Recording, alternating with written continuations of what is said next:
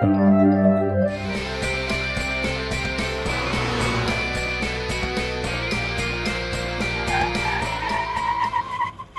the high cost of fuel, people are moving out of their large SUVs and getting into smaller cars, and you can't get much smaller than the smart car.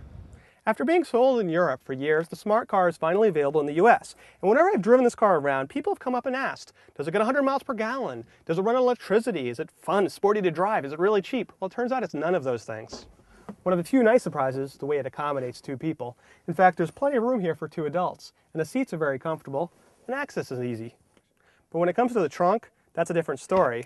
It's a two-step process to get anything in and out, and there really isn't much room back here. Small suitcase, that's about all you're going to fit. So you'd think a tiny small car like this would be really nimble and fun to drive. Well, this is not. It's got these tiny little front tires on it, and it just has no grip.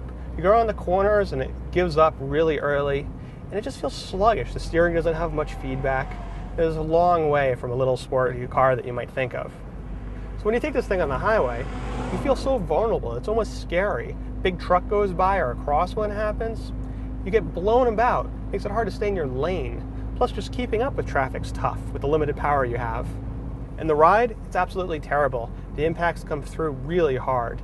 And the nose of the car always seems to be bobbing about. It makes the car almost a little nauseating to drive.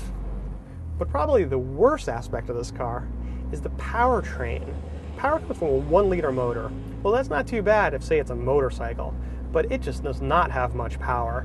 And the transmission, that bobbing around is caused from probably the worst automatic transmission that we have ever experienced. It's actually a manual transmission that's shifted automatically, but whatever you call it, it's terrible. It makes this car a pain to drive.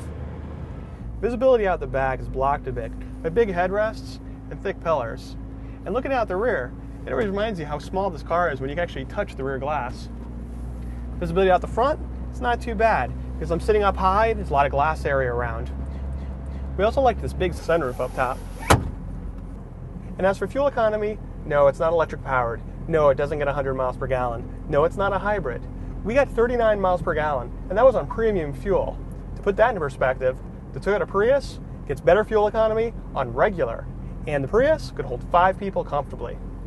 So while the smart car is very fuel efficient, there really is nothing else smart about it. Because for the same amount of money, you can buy yourself a Honda Fit, which is a much better car and still very fuel efficient. So if you're looking to get noticed, consider this smart. But if you want a good car, there's lots of other options.